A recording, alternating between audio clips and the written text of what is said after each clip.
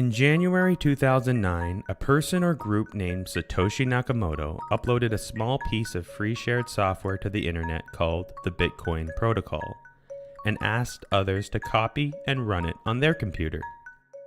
Think of this program as a free virtual bank for the internet community. Anyone is free to join and use it to send and receive a new kind of virtual coin to and from other account holders.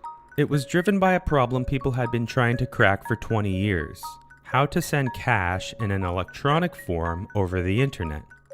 The one thing that's missing, but that will soon be developed, is a reliable e-cash, a method whereby on the internet you can transfer funds from A to B without A knowing B or B knowing A.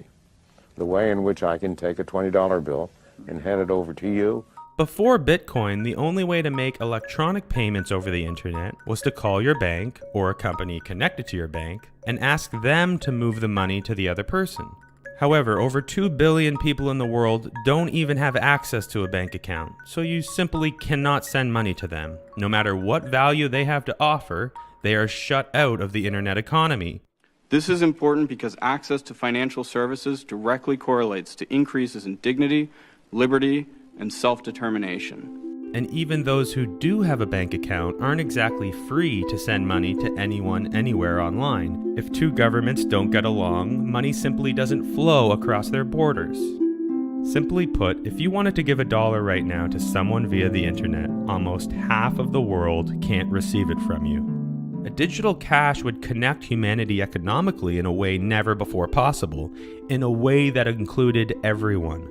In the same way that cell phone technology allowed entire nations to leapfrog the landline and achieve communications that would be unthinkable, Bitcoin can do the same for banking and finance, and it can empower billions of people around the world.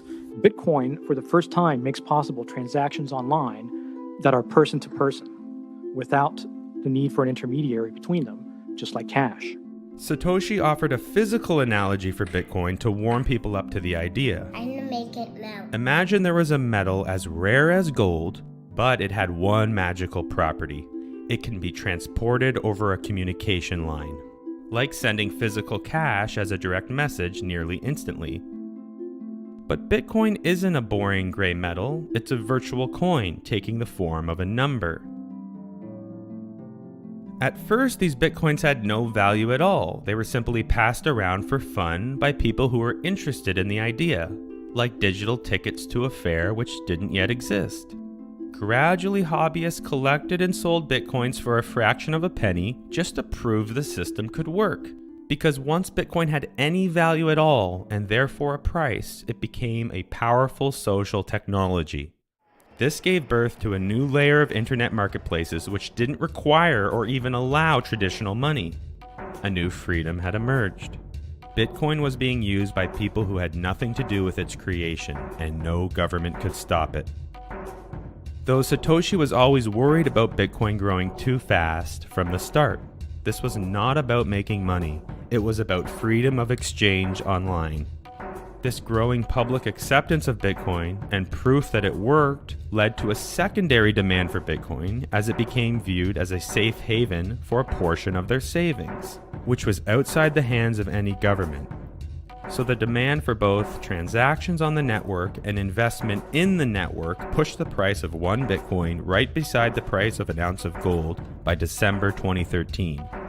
Gradually, larger and larger institutions adopted Bitcoin as a form of payment, and eventually forward-thinking governments began to recognize it as a legal payment method. I'm interested in coming to learn what is needed to ensure that this innovation can continue. I'm here to testify because I believe that digital currency represents one of the most important technical and economic innovations of our time.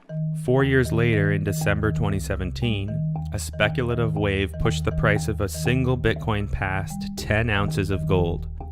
But before getting to the method behind how Bitcoin works, the question most people get hung up on is, how can a number have value?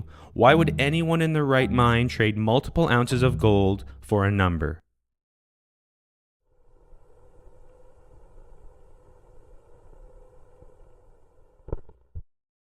Let's rewind for a moment and think about money. Money is how we move value across distance or through time. Within a small trusted group, such as a family, you don't really need physical money. People give each other things of value with the promise to return the favor in the future. So money actually starts as a shared memory. The very oldest written documents we can dig up show we often wrote down a list of promises to each other, known as a ledger. This is what we call digital money, money which takes the form of written symbols or digits. But this kind of written money only works if we trust the people we are making promises with. And so when humans traveled to distant regions to trade with people they've never met and may never meet again, they used physical money instead. This allowed them to settle trades immediately with no trust involved. And of all the kinds of physical money we've used throughout history, there is one pattern which emerges. We ended up using some form of treasure, often a rare rock. A typical rock at the beach won't work. Nobody values them because they are so plentiful. But once in a while you will find something more unique. A shiny rock, a tooth, a bone. Humans have a tendency to collect and treasure unique things. The value of these treasures was based on the fact that everyone knew they were rare.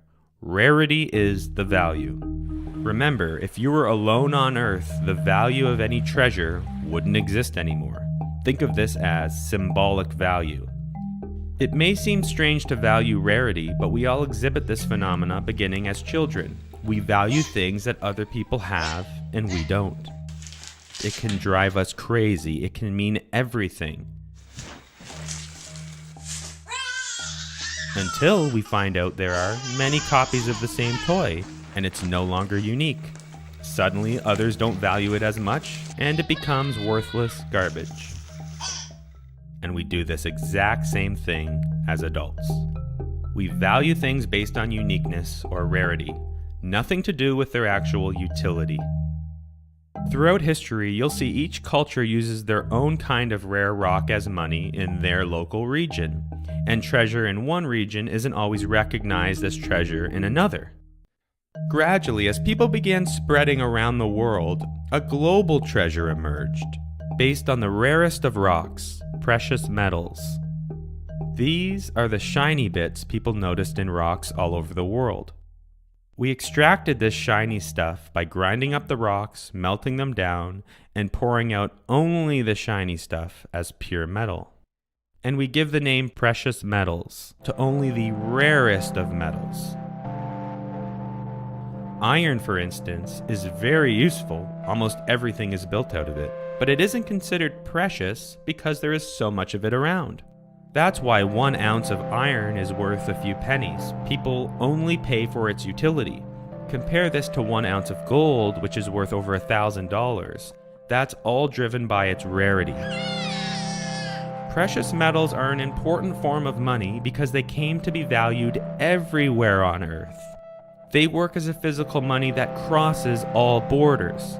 The value of 1 ounce of gold is not dependent on any one culture. This explains why those in power have always tried to hoard and control gold.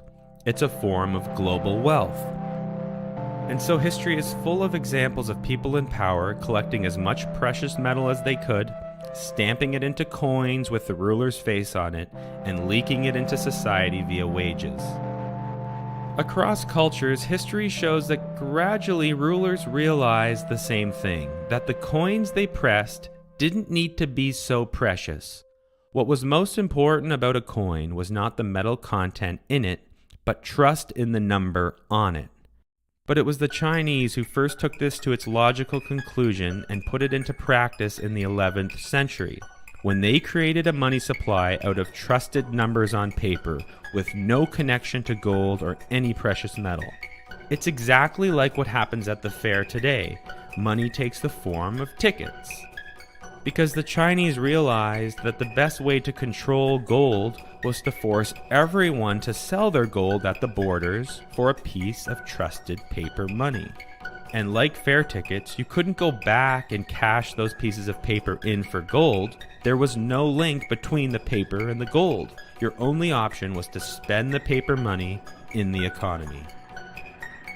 This was a brilliant scheme. It allowed the rulers to hold all the global money, such as gold, while the people carried a local money that circulated within their borders. Eventually, every country copied this idea.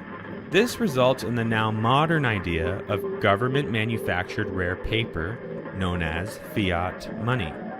Paper money which isn't connected or backed by gold or any form of physical value.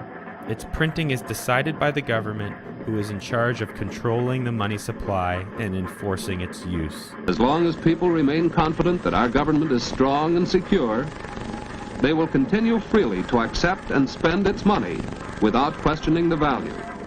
That's how we end up with a world full of local fiat currencies, which travel freely within the borders of a given country. Dollars, euros, yen, they are all the same thing. Each country is using its own fare tickets, with no connection to gold or any precious metal. And today we rarely use paper money. Roughly 90% of your money exists only in digital form, so today you mainly use number money like points. These points exist as your bank account balances, which are stored with a bank in a trusted computer file known as a ledger of accounts, or simply a ledger. The government and banks are in charge of creating, securing, and censoring these numbers in the ledger. And that's digital money. It's just a ledger plus someone you trust, such as a bank, to keep it up to date and secure. And this leads us back to the problem we face online. Because the internet crosses all borders and acts as a new global community, who is going to make the digital tickets for the internet? And who will we trust to be in charge of them?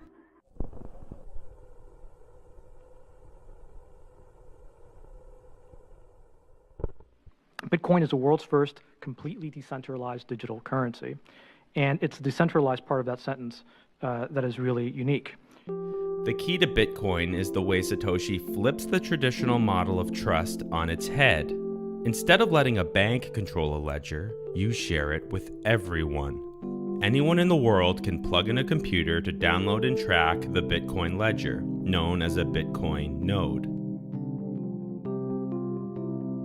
This shared file model is more secure than any government or bank ledger could hope to be. Consider when a highly controversial computer file leaks onto the internet. Those in power learned that it was simply impossible to stop, alter, or destroy that file because there are so many independent copies of that file. Bitcoin is one of a growing number of systems that turns this openness of the internet into its security advantage. But a bank isn't just a ledger. It's also the people which validate and update new transactions. A bank is a process. People follow protocol. And so you can think of a bank ledger as a living document. At any moment, it contains the history of all valid transactions, which define the current account balances. Bitcoin automates this banking process with a piece of shared software that all Bitcoin nodes run called the Bitcoin protocol. It does the job of making sure the history of transactions is secured. And so Bitcoin is a piece of shared software which everyone runs together instead of having one trusted computer do it. There is no center to the network, no central authority, no concentration of power, and no actor in whom complete trust must be vested. It's exactly how ants and bee colonies function, which are naturally occurring decentralized systems. In this case, a bee is like a Bitcoin node. They all follow the same rules. But collectively, this results in a hive being built. The hive emerges from the bees following rules. Bitcoin is like a computerized colony, where instead of building a hive, they are building a file which tracks the growing history of valid transaction. This file grows in small chunks of new transactions approximately every 10 minutes on average, known as the blockchain. To best understand Bitcoin, you need to follow how transactions get entered into this blockchain. With Bitcoin, all transactions are public, So instead of sending a private message to your bank to move a number from one place to another, your computer shouts it on a public internet channel which all Bitcoin nodes are listening on. Two key things happen once a transaction is announced to the network. First, every transaction should be heard by every Bitcoin node in the network. And secondly, every Bitcoin node must have a chance to vote on whether a transaction was valid or not. To make both things happen, Satoshi did something very clever, known as proof of work. The system slows down the process by which new transactions get verified by including an extra work hurdle between when a transaction is first detected at a Bitcoin node and when it can be validated by the network. As follows. Each node collects approximately 1,000 to 2,000 new, unverified transactions they hear in what's called a block. Next, this block of data is passed through a symbol mixing machine, which scrambles up the data and spits out a short random sequence of symbols associated with that block. It acts like an ID for that block. We call this mixing process a hash function, and we call the random output the hash. Hash functions work in an unpredictable but repeatable way. The same block of transactions result in the exact same hash. But if you change one digit in the transaction block, you get an entirely different hash. And for a computer to perform this hash operation on a block is very easy. It can be done in a fraction of a second. But the reverse operation is very difficult, because hash functions are designed to mix the data in a way that makes them practically impossible to reverse engineer. And this is the source of the extra work, because for every block, the Bitcoin software specifies the form the hash must take, which is a small number the hash must be less than, and is an extremely rare occurrence. And within each block, an extra space is included for a number the Bitcoin nodes must find, which results in the desired hash format. To find the number which results in the desired hash is like finding a needle in a haystack of numbers. The best a Bitcoin node can do is rapidly guess numbers as fast as they can until they find one which leads to the valid hash format for any given block. And this is what Satoshi refers to as mining. It's a guessing game. The first computer in the network to find a lucky number for a block is said to have mined that block of new transactions. And immediately after mining a block, that lucky node sends it out to their neighbors for confirmation, essentially saying, "Hey everybody, I won this race. Please check that this block contains all valid transactions."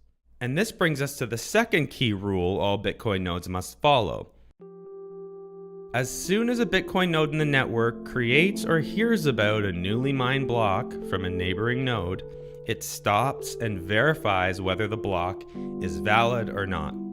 If the Bitcoin node finds any problem in the block, it simply ignores it and considers it invalid. If instead the entire block appears valid, then the node downloads it to its memory of valid transactions.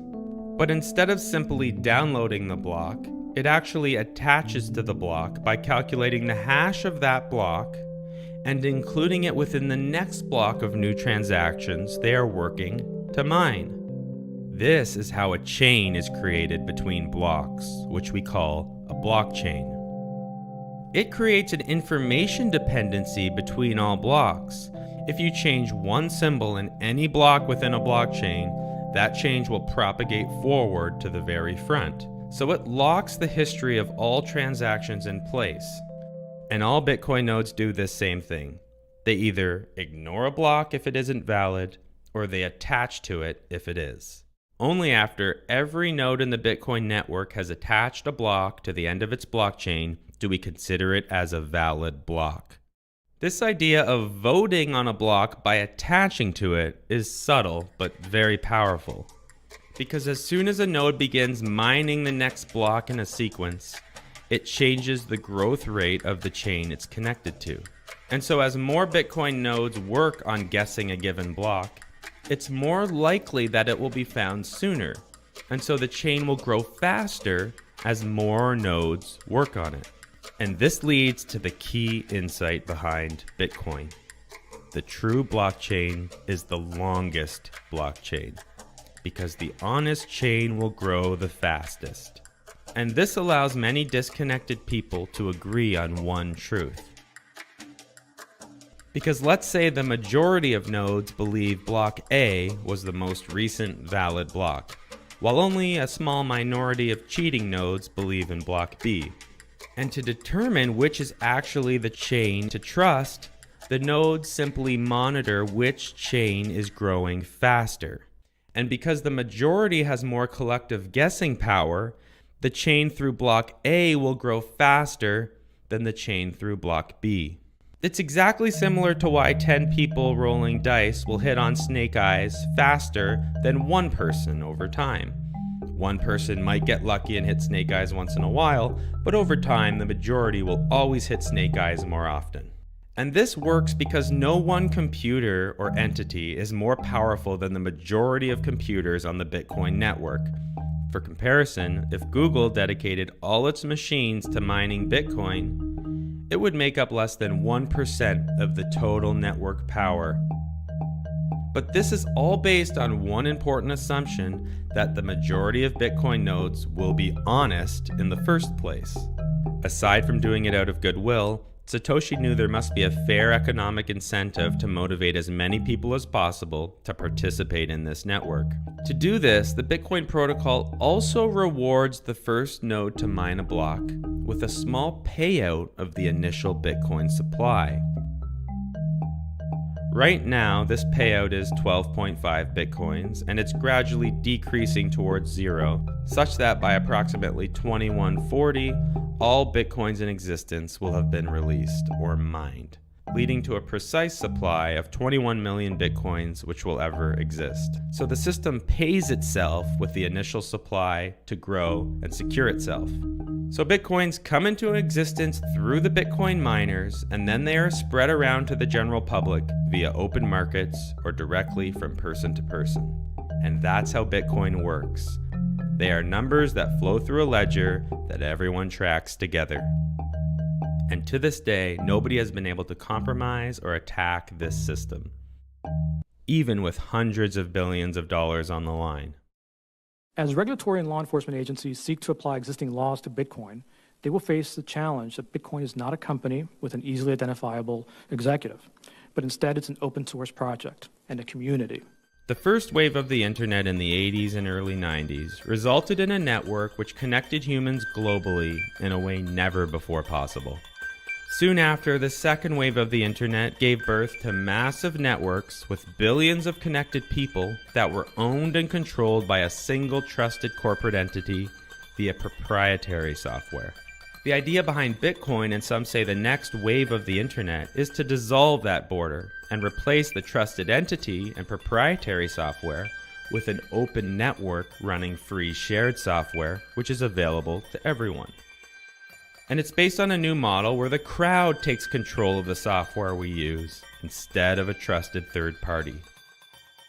The question left in the wake of Bitcoin is, what's next? What would your reaction be to just a report with one recommendation, and that recommendation would be that there be no regulations and that we revisit this in, say, 5 years?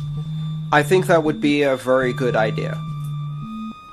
I think there is some room for clarification. Clarifying, for example, the tax status for individuals, or at least clarifying the right of an individual to make a choice in the currency they use as a consumer as entirely equivalent with any other national currency.